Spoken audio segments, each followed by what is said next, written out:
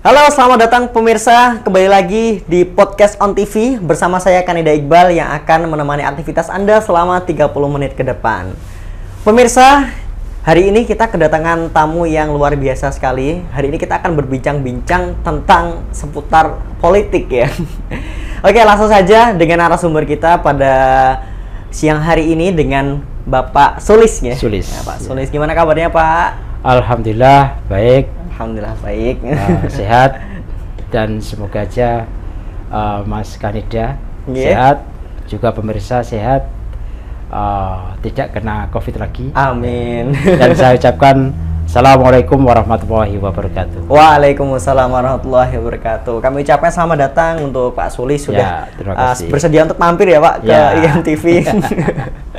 Nah, pemirsa, Pak Sulis ini adalah bagian dari Kasbangpol ya Pak. Kasbangpol. Ini bagian mana Pak di Kasbangpol sendiri? Sebagai Kepala Bidang Politik Dalam Negeri di Badan Kesatuan Bangsa Politik Provinsi Jawa Tengah. Kalau dari divisi-divisinya, ada divisi apa aja Pak di bagian Kasbangpol itu? Di Badan Kesatuan Bangsa dan Politik Provinsi Jawa Tengah itu meliputi kalau bidang satu adalah bidang kewaspadaan nasional dan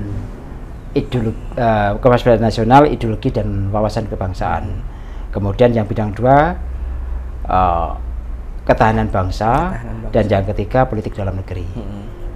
Berarti ada tiga bidang ya, ya. Ada 3 bidang dan satu sekretariat. Ya. Nah, ini cukup nanti kalau dari fungsi sendiri Pak, dari Kasbangpol sendiri itu seperti apa Pak? Kalau kita di bidang politik dalam negeri adalah membina kehidupan politik, menjaga stabilitas politik. Di sini juga kita bagaimana melakukan pendidikan politik bagi masyarakat, budaya politik, kemudian membina hubungan dengan partai politik. Kemudian untuk yang kewaspadaan ideologi wawasan bangsa, kewaspadaan ideologi Wasbang itu menyangkut penanganan konflik sosial masyarakat, penanganan di ideologi dan wawasan kebangsaan. Kemudian yang ketahanan bangsa itu meliputi menangani atau membina ormas dan LSM. Yang satu lagi menyangkut kerukunan umat beragama. Oh, ini fungsinya sangat ini ya Pak, kompleks ya. Iya. Ini juga ada kaitannya dengan kestabilan dari daerah. daerah. Jadi bagaimana kita menjaga stabilitas politik, stabilitas wilayah di daerah Jawa Tengah, sehingga kita kalau kita boleh agak ini Indonesia atau Jawa Tengah itu aman kalau kita bekerja. Betul. Guyonannya begitu. Guyonannya gitu ya. Jawa Tengah akan stabil kalau kita bekerja. Kasbangpol bekerja. Oh ya, kita akan berbincang-bincang terkait dengan kita berbicara tentang ini ya Pak, politik aroma 2024 tidak? Udah ini ya. Ini kita akan berbicara tentang mewaspadai potensi hoax, intoleransi, politik identitas, polarisasi jelang pemilu 2024. Ini kalau saya ingin bertanya kepada Pak Sulis sendiri, jelang pemilu 2024 ini kan dimana dari tahapan pemilu sudah dimulai ya Pak? Sudah berjalan. Sudah berjalan. Ini sudah menyangkut dapil masalah. Kalau dari potensi adanya hoax bagaimana Pak? Apakah sudah terjadi sampai sejauh ini? Ya, hoax itu memang sekarang ini sangat tinggi. Dan kita lahir di tengah-tengah hoax, kita hidup di tengah-tengah hoax. Sekarang ini potensi itu sangat tinggi karena mayoritas di kita itu menggunakan media sosial, dari bangun tidur sampai tidur kembali sampai malam itu kita semuanya memegang HP, kita berhubungan dengan media sosial. Nggak bisa lepas ya Pak? Tidak bisa lepas, dari anak kecil sampai dengan orang dewasa. Bahkan kita tidur yang dicari itu adalah HP. Bangun tidur yang dicari HP. Nah, sebetulnya dan itu menjadi alat kampanye bagi pelaku politik, baik itu parpol, baik itu calon legislatif maupun calon kepala daerah atau presiden sebagainya. Itu pakai medsos sebagai alat sebagai alat, walaupun dalam kampanye nanti juga alat peraga lain, APK, alat peraga kampanye. Namun nyatanya medsos itu menjadi alat yang sangat efektif dan masif, dan itu tidak bisa lepas. Nah, itu dan sangat digunakan oleh mereka. Partai politik itu menggunakan, dan calon legislatif, calon eksekutif, calon pimpinan kepala daerah itu menggunakan medsos sebagai sarana untuk kampanye mereka. Gitu. Ya tidak bisa terlepas ya. Tidak bisa lepas.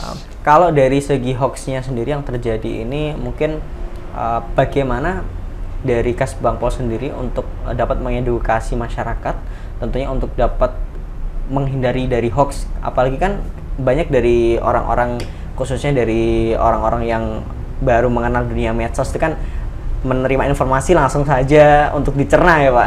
Seperti itu. Kayaknya hoax itu agak susah untuk diatasi. Hanya mungkin kita perlu mengedukasi masyarakat untuk berlaku arif terhadap beredarnya hoax itu. Karena hoax itu melingkupi semua aspek kehidupan. Di data kita, hoax itu meliputi hoax tentang politik, hoax tentang pemerintahan, tentang ekonomi, tentang berita lain. Ada data saya, maaf ini ya. Sudah dibawa ya datanya Pak. Itu sebentar. Jadi tentang politik, pemerintahan, kesehatan, lain-lain, kejahatan, fitnah, tentang internasional, bencana alam itu pun ada hoaxnya, tentang agama, penipuan, mitos, perdagangan, pendidikan. Politik itu untuk periode Agustus 2018 sampai November 2019, kita pakai data itu ya, itu 973. Artinya sangat tinggi. Pemerintahan 743, ini periode yang 2018 sampai 2019 ini. Nah, kita yang akan datang juga akan itu, apalagi ini menjelang pemilu, menjelang pemilu 2024, itu pasti hoaxnya sangat tinggi. Nah, untuk mengatasinya kita menggunakan konten-konten atau mengedukasi masyarakat dengan konten positif. Nah, kemudian konten itu juga konten yang mencerdaskan. Konten positif ini adalah kita membuat konten-konten yang menghargai pluralisme, kemudian menolak politik identitas, kemudian menolak SARA, politik SARA, kemudian memperkecil propaganda yang negatif, begitu. Mencerdaskan, kita membangkitkan kesadaran masyarakat sebagai warga untuk kritis dan untuk meningkatkan partisipatif. Jadi bagaimana dia dalam mengatasi masyarakat, dalam mengatasi hoax itu harus kita arahkan atau kita didik untuk dia itu mungkin membuat konten tandingan dari kontennya. Mestinya nggak usah dilaporkan karena ini nanti malah menimbulkan pembelahan. Tapi kalau ada konten negatif seperti ini, mungkin masyarakat membuat konten yang mencerdaskan, membuat konten baru yang kira-kira menjawab konten itu. Jadi kalau di dalam dunia media massa itu kan kalau ada berita yang fitnah, itu kan buat berita yang tandingan yang kira-kira berdasarkan data. Ini yang kita buat seperti itu. Kalau dari itu tadi kan dari caranya salah satunya membuat konten ya Pak, konten edukasi sendiri. Kalau dari sekarang ini dari Kasbangpol sendiri apakah mempunyai kerjasama dari masyarakat mungkin untuk membuat konten tersebut, untuk mengarahkan misalnya ada konten-konten yang seperti itu ya Pak, hoax, kemudian membelah masyarakat seperti itu Pak. Ya, terima kasih. Jadi memang kita untuk periode kemarin 2022 kita menggandeng dari komunitas-komunitas yang bergerak di bidang media sosial untuk ikut bersama-sama membuat konten. Kemudian kita juga konten positif dan yang mencerdaskan. Kemudian kita juga ada lomba-lomba itu, gandeng komunitas pelajar, mahasiswa. Kemudian untuk mari sama-sama membangun Jawa Tengah ke depan yang lebih arif, lebih bisa menerima perbedaan. kegiatan kita diarahkan untuk itu, untuk bekerja sama dengan ormas, LSM, kemudian juga parpol, kemudian pelajar, gitu, untuk membuat konten itu. Gitu. Kalau dari respon dari masyarakat mungkin Pak selama ini, mungkin dari melihat kerja dari Kasbangpol sendiri, dari respon dari masyarakat sendiri bagaimana, untuk apakah sudah sadar melihat statistik atau pernah riset atau seperti apa Pak, seperti itu, melihat kesadaran dari masyarakat dari Jawa Tengah sendiri? Kalau kesadaran masyarakat sangat tinggi. Jadi misalnya terkait dengan pemilu ya. Pemilu. Jadi partisipasi politik masyarakat di Jawa Tengah itu tahun 2019 di Pilpres itu 80,21%. Memang agak di bawah sedikit nasional 81,9%. Nah, artinya kita sudah lumayan tinggi untuk itu. Jadi kemudian untuk untuk partisipasi. Kemudian untuk dalam hal kerukunan, indeks kerukunan kita tahun 2022 itu di atas indeks kerukunan nasional yang 73,09%. Begitu. Nah, dalam indeks demokrasi kita juga tinggi 81,15%. Itu nomor 4 tingkat nasional. Artinya bahwa tingkat partisipasi masyarakat sangat tinggi. Nah, kemudian kesadaran masyarakat untuk berpolitik, kemudian kesadaran politik masyarakat untuk ikut pembangunan. Itu juga sangat tinggi. Begitu. Ini kalau dari kita melihat dari bagaimana Kasbangpol secara politik nih ya Pak. Kita berbicara tahun 2004 ini, tahun 2019 kemarin kita melihat pemilu ya Pak. Ini yang ditakutkan ketika menjelang pemilu 2024 ini. Bagaimana cara mengatasi agar tidak terjadi polarisasi tajam gitu Pak? Untuk mengatasi polarisasi tajam, jadi pentingnya Indonesia menggalakkan pendidikan multikulturalisme Jawa Tengah. Jadi menggalakkan pendidikan di bidang multikulturalisme. Bagaimana bisa menerima semua kultur, semua pihak, semua perbedaan, perbedaan agama, perbedaan ras, perbedaan etnis. Kita galak itu untuk dalam rangka bagaimana mendidik masyarakat itu menerima unsur apapun, begitu, dan menghargai perbedaan. Nah, bentuknya itu dengan kita perlu menghindari menjaga penggunaan identitas, kemudian tidak mengunggulkan perbedaan sara, perbedaan identitas, sehingga politik identitas harus dicegah bersama dan ya perlu memang dihindari, gitu. Nah, Kasbang sudah mengarah ke sana, memang sudah banyak melakukan untuk itu dengan menggandeng semua stakeholder, termasuk dengan media sosial, media mainstream. Kita pakai itu. Menuduh dan yang tertuduh itu sebetulnya dalam rangka untuk menaikkan, maaf ini tanda petik, elektabilitas dia sendiri. Betul. Jadi mestinya ini nggak usah, ini nggak usah dibesar-besarkan. Mulai masyarakat itu dengan arif untuk menerima perbedaan, arif menerima kultur budaya masing-masing, gitu. Jadi tidak perlu dikembangkan dengan sedemikian rupa, gitu. Nah, tapi itu masih ada. Kalau dari ini Pak, kita melihat dari tadi kan salah satu proker dari Kasbangpol sendiri kan tadi mengedukasi melewati konten-konten Pak. Apakah ada program kerja lain dalam untuk mengedukasi ataupun untuk agar memahamkan masyarakat khususnya di Jawa Tengah ini agar terhindar dari adanya politik identitas, kemudian hoax, intoleran, segala macamnya seperti itu Pak? Memang semuanya mengarah pada masyarakat.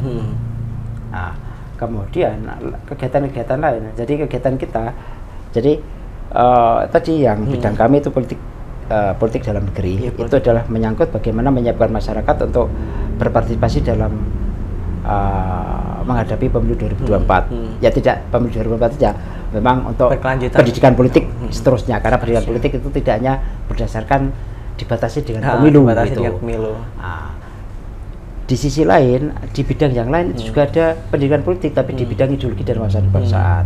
Bagaimana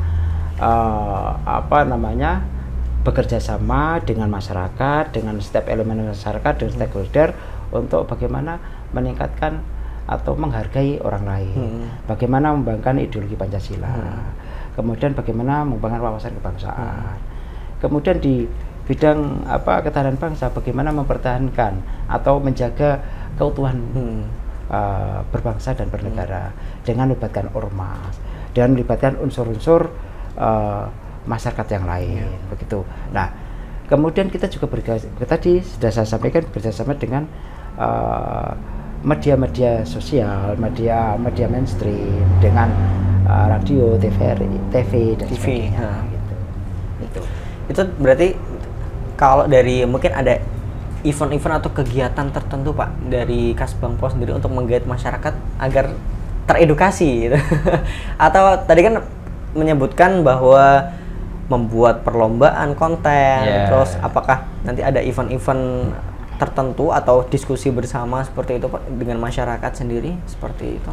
Iya, jadi kegiatan-kegiatan kita kan ada yang offline dan online.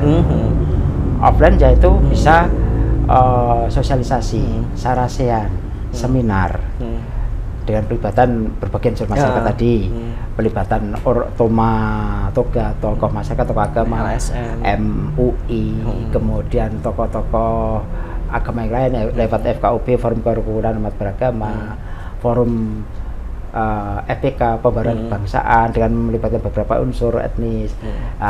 Kemudian itu semua kita libatkan semuanya.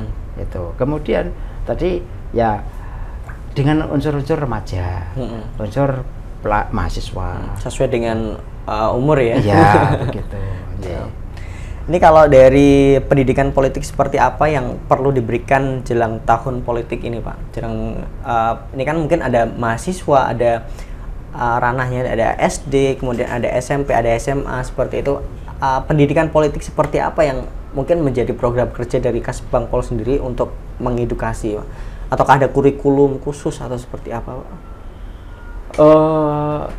Untuk pendidikan politik yang kita lakukan yaitu antara lain kita bedakan antara kepada masyarakat, kepada pelajar, kepada kepada mahasiswa.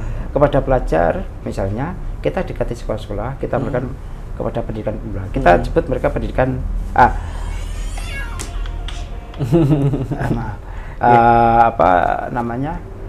pemilih pemula. Kita siapkan untuk pemilih pemula itu untuk mereka siap berpartisipasi dalam hal melakukan pendidikan untuk meningkatkan berpartisipasi dalam pemilu dengan kita menyiapkan untuk bagaimana sih cara berpolitik yang santun, kemudian berpolitik yang beretika dan budaya. Bagaimana cara sambil diminum nggak apa Pak? Iya. Sambil diminum. Oh ini. Dimatikan dulu. Mas ada teman saya. Ya. Sambil diminum dulu Pak. Ya. Jadi kita bedakan itu. Jadi kemudian kita juga kepada yang generasi lebih tua itu dengan menggandeng misalnya MUI, kemudian tokoh-tokoh masyarakat, tokoh-tokoh agama lewat FKUB dan sebagainya. Kemudian untuk mahasiswa kita gandeng mereka dan untuk berkegiatan, mereka kita fasilitasi kegiatan-kegiatan. Jadi ada yang kita memang menyelenggarakan sendiri, tapi ada juga yang mereka mengajukan, kemudian kita fasilitasi untuk menyelenggarakan kegiatan itu. Dia yang menyelenggarakan kegiatan, kita fasilitasi itu dengan pembiayaannya. Itu. Tapi tetap tanggung jawab pada Kasbangpol. Nah, macam-macam kegiatannya. Kemudian terutama adalah kaitannya juga kalau itu yang offline ya, yang online yaitu tadi dengan podcast, dengan pakai Zoom dan sebagainya. Seminar, webinar seperti itu ya Pak. Ya. Dari bentuk dari agar untuk mengedukasi ya Pak. Seperti itu. Baik Pak, ini kalau dari catatan Bapak sendiri, mungkin dari kacamata dari Kasbangpol sendiri, untuk perlawanan apa yang perlu diwaspadai di daerah Jawa Tengah ini Pak mungkin? Kerawanan di Jawa Tengah dalam hal ini yang kita perhatikan adalah dengan adanya isu money politik, apapun itu nggak bisa dihindari. Masyarakat sekarang semakin pragmatis. Ya. Nah, dan jadi masyarakat ya kayaknya memang memanfaatkan itu. Dan dapat memanfaatkan juga butuh itu. Kemudian si baik ini calonnya juga memanfaatkan masyarakat untuk mendulang suara, sehingga ini perlu kita berantas bersama. Ini yang paling yang menonjol dalam kerawanan di bidang politik. Kerawanan lain nanti pakai proses kita lihat nanti. Kemudian tadi penggunaan isu-isu yang agak berbau black campaign, yaitu misalnya tadi isu identitas, penggunaan propaganda yang cenderung melemahkan atau menjelekan pihak lain atau lawan begitu. Ini yang sebagai generasi muda kita harus mewaspadai itu. Kemudian menggunakan ini yang paling penting adalah money politik sama tadi politik identitas. Berita hoax ini juga sangat penting karena itu masif dan itu tidak agak sulit di ini, kecuali masyarakat yang memang harus ya kita batasi. Dan itu memang ternyata ada logaritma medsos ya. Jadi apabila kita buka misalnya katakanlah politik itu semua politik masuk semuanya. Nah, kalau misalnya kita mau di situ buka kalau yang umum misalnya kita beli sepatu nanti semua bisa masuk di situ ya Pak. Ini yang tidak bisa dihindari dan itu yang lebih bahaya. Jadi kalau kita misalnya menyangkut misalnya nama A calon itu kemudian akan masuk berita-berita yang atau konten-konten atau informasi-informasi yang baik yang bagus maupun yang jelek. Gitu. Ini yang harus dihindari. Berarti tadi pertama tadi adanya money politik, kemudian politik identitas atau SARA, kemudian banyaknya informasi di medsos yang mestinya kita hanya ngetik atau bukan nulis apa itu aja, kemudian muncul yang lain masuk dan kita nggak bisa terhindar dari itu. Mungkin kalau ini Pak dari Kasbangpol sendiri nantinya akankah untuk menggait dari sekarang ini kan banyak ya Pak orang-orang IT untuk dibutuhkan untuk mungkin menumpas adanya di media sosial seperti itu Pak mungkin? Ya paling kita kerjasama, kita minta tolong untuk itu agar ikut membuat, ya kita hanya bisanya mungkin membuat konten-konten itu tadi. Kemudian karena kalau dihapus sama sekali kan agak susah. Iya betul. Nanti banyak yang ini ya mendownload, meng-share, share lagi tanpa habis ya Pak. Ini yang yang terjadi begitu. Dari ini Pak, pendapat dari Bapak sendiri, mungkin dari sebagai anggota dari Kasbangpol itu Pak, untuk intoleran di Jawa Tengah ini, apakah kasusnya ini besar atau seperti apa Pak? Pendapat dari Pak Sulis sendiri? Kalau toleransi kita sangat bagus di Jawa Tengah. Sangat bagus. Karena apa? Tidak ada yang kasus toleransi di Jawa Tengah yang kemudian mencuat. Dan di dalam indeks kerukunan, indeks toleransi itu masuk indeks kerukunan. Kita itu bagus. Sebesar, sebentar, ada datanya. Sudah membuat data ya Pak? Iya. Jadi tadi saya sampaikan tahun 2022 itu 74,8%. Di atas indeks kerukunan tingkat nasional 73,09. Kita sangat tinggi. Jadi di Jawa Tengah semua orang rukun. Dari segala lini ya Pak, dari kultur budaya, kemudian dari segi agama yang di Semarang ini bermacam-macam juga ya Pak. Iya. Jadi orang Jawa Tengah itu kan sebetulnya siap menerima perbedaan. Kalau misalnya ini kita contoh aja lah, ada orang Tionghoa, begitu dia bisa masuk dalam kultur Jawa, maka akan menerima, sangat diterima, akan diterima. Gitu. Yang penting, atau coba banyak orang-orang dari luar Jawa yang sekolah di sini dan dia tuh ajur-ajur menyatu dengan orang Jawa, itu kemudian bisa diterima. Gitu. Berarti ini sangat dari prestasi ya, prestasi iya. buat Jawa Tengah ya, Pak. Jawa Tengah itu sangat toleran, sangat bisa menerima perbedaan, menerima orang lain. Untuk hidup di Jawa Tengah, asal bisa menerima keadaan yang di Jawa Tengah, bisa bagaimana di Jawa menyapa, senyum, sapa, itu kan penting itu. Ya itu ada, tidak adigang. Jadi itu orang Jawa akan menerima di Jawa Tengah. Jawa Tengah ya. Gitu. Kalau dari indeks dari Jawa Tengah, Jawa Barat, Jawa Timur itu, kalau Jawa Tengah sendiri persentasenya di atas atau di tengah-tengah atau di bawah dari ketiga itu? Ya, kita memang rata-rata. Tapi paling tidak di tingkat nasional kita di atas. Gitu. Ya walaupun 1%. Tapi kan itu sudah prestasi ya, Pak. Itu. Karena kalau di bawah itu kan agak rawan. Ya. Ini Pak, terakhir mungkin bisa disampaikan kepada pemirsa di rumah ya Pak, bagaimana mungkin harapan terkait jelang tahun politik ya Pak 2024, masyarakat harus bagaimana Pak untuk agar menghadapi politik ini sendiri Pak? Untuk harapan yang akan datang tahun 2024, maka kita harus cerdas dalam memilih. Cerdas karena ini adalah untuk membangun atau untuk memimpin 5 tahun ke depan. Masyarakat harus cerdas bagaimana cari pemimpin yang kapabel, pemimpin yang berintegritas, pemimpin yang bisa membawa, yang punya visi dan misi.